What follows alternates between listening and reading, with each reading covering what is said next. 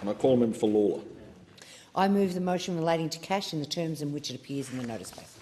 I call the member. Thank you, Deputy Speaker. Deputy Speaker, the motion this morning is about the House acknowledging that the Albanese government is making sure that Australians can continue to pay with cash for essential items if they want to, while also ensuring an orderly transition to the phasing out of cheques. We note that the government's plan will mandate that businesses must accept cash when selling essential items with appropriate exemptions for small businesses, and ensure that the cash can be used for essential purchases such as groceries and fuel, so that those who rely on cash will not be left behind. And as the member for Lalor, I welcome our action on this.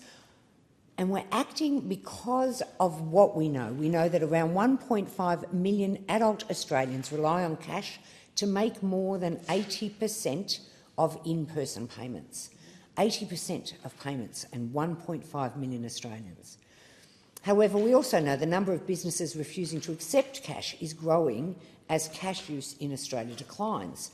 And some of that decline is incremental. RBA data from 2022 shows that up to 94% of businesses reported accepting cash for payments, and that's a decline from 99% of businesses just prior to the COVID pandemic. So that feels like a small number, but it translates into millions of Australians feeling that our economy and the way we use money they're being left behind in this process. The RBA data also shows that around half of Australia's businesses plan to move away from cash payments in the near future.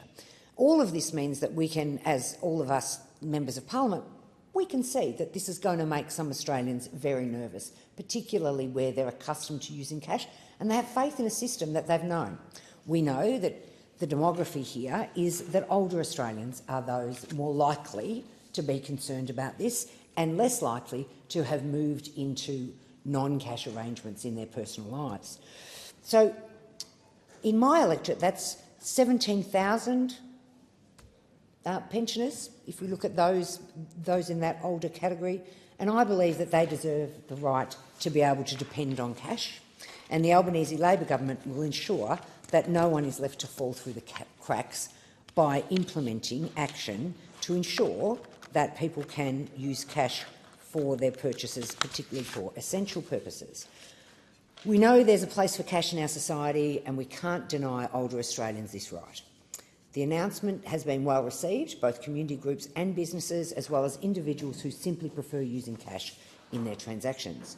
Whether it's at the supermarket checkout, the local petrol station, when it comes down to the essentials, Australians will have the comfort of knowing that they can pay in cash. And this is incredibly important.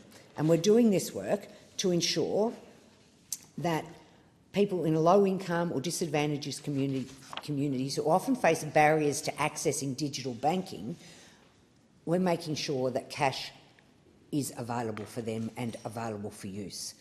It also allows those without smartphones or reliable internet access or bank accounts to purchase essentials.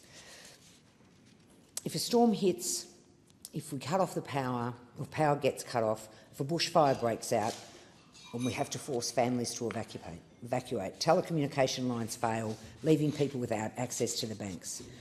Part of this is how do we ensure that those people can still access the essentials they need. And we know in recent years that there are two ways that we can do this. In some instances, cash becomes primary. In other instances, we actually need the capacity for government to pay into people's accounts electronically to ensure that they can do these things. So in a world where we're in transition potentially, I think it's critical that we continue to ensure that members of our community can conduct their business in cash.